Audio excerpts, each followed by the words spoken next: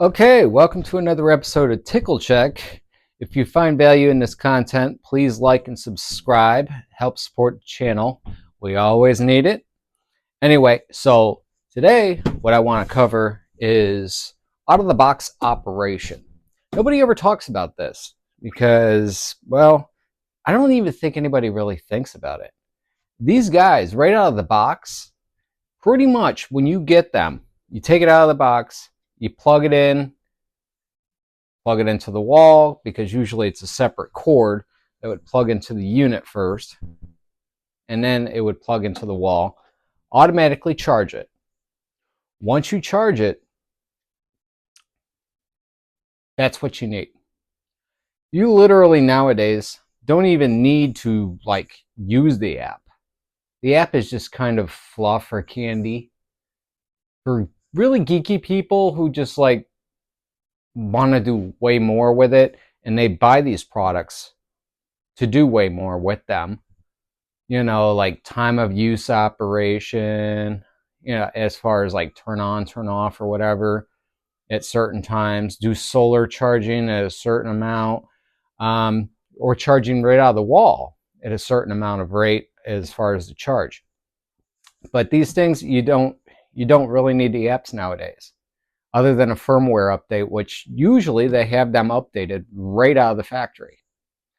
So you get it out of the box, plug it into the wall, charge it to 100%.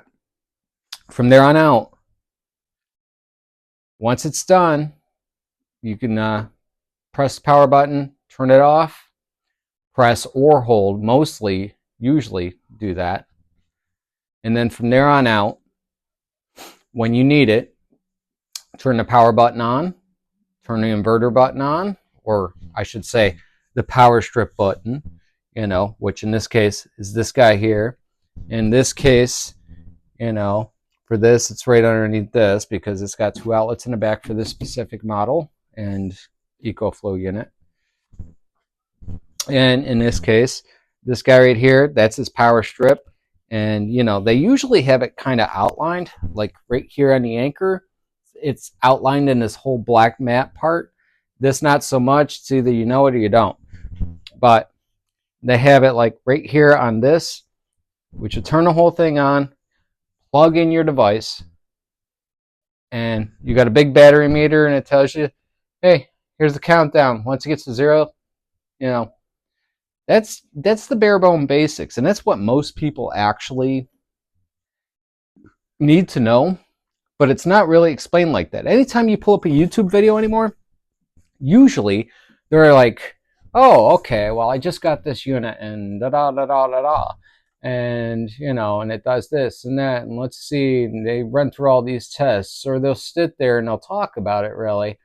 But the market, really, people just don't, they're not aware of these products. And the reason why they're not aware of it is because it's gotten too user-centric. People, meaning that people that have already bought these units, they're going to buy another unit and another unit. And they're the ones that are really in the geekery of keeping this thing going. But it's not growing the market that much because most people ain't aware that it is not that complicated. A lot of people think that you need to pretty much have the awareness of running a power company in order to do these things. And you don't need to. So, in today's little tutorial here, I just want to demonstrate basically of how the functionality of these things go. So, you would take it home, you charge it. Once you get out of the box, because it's pretty much shipped to you nowadays. Take it out of the box, you plug it in. Usually they automatically, like in the case of the Anchor, when I got this guy, you had to plug it in. It would not turn on.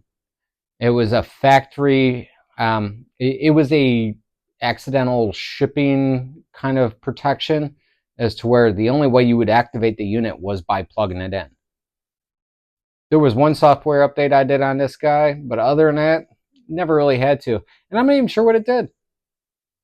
I looked and looked, and I'm like, I don't even know. I think it was fan reduction noise, but other than that, who cares, really?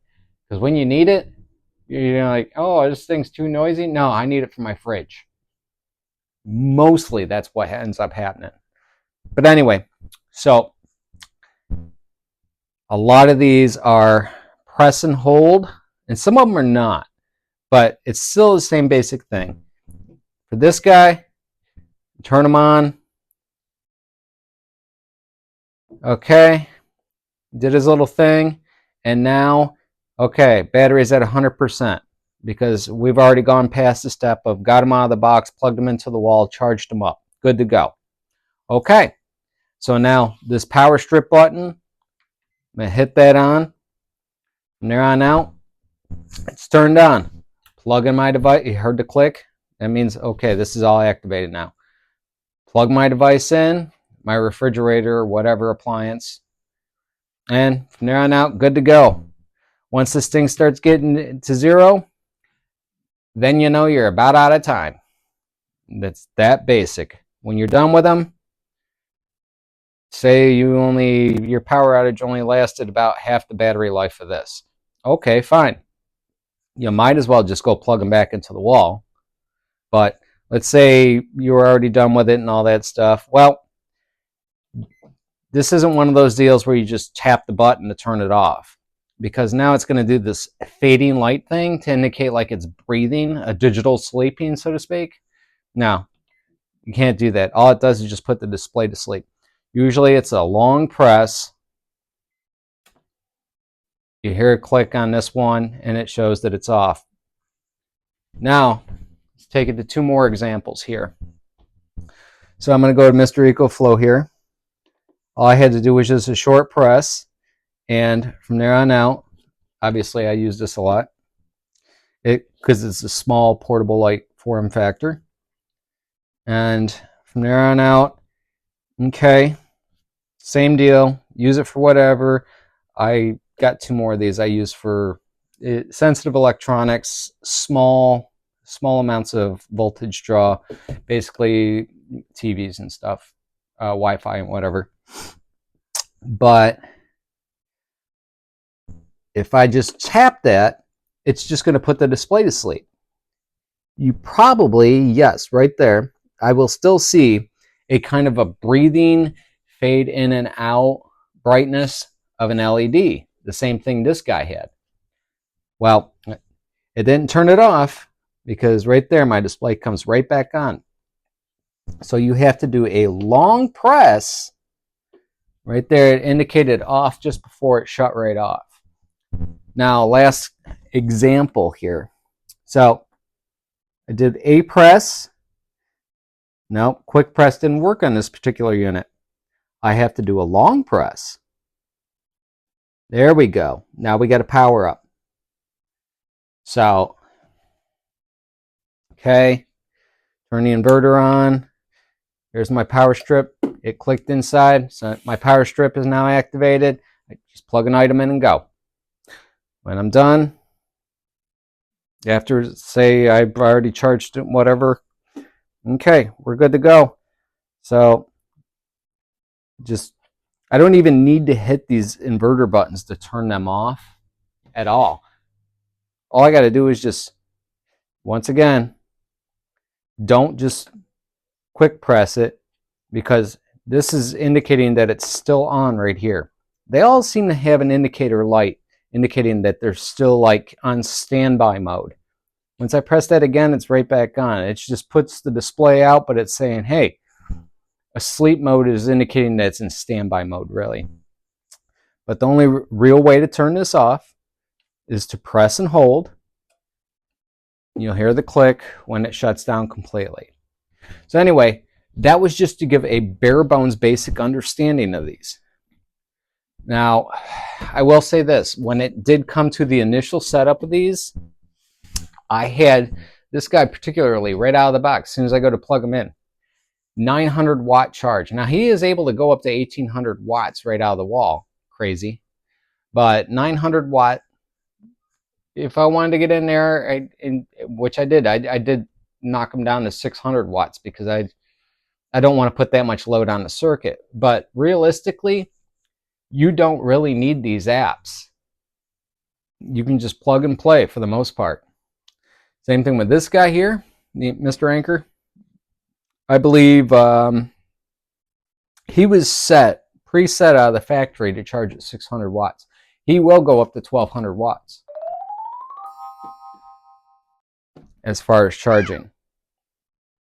But usually by default, they have them about half the state of what they're capable to charge at, which, you know, it'll get you there. You don't need the app.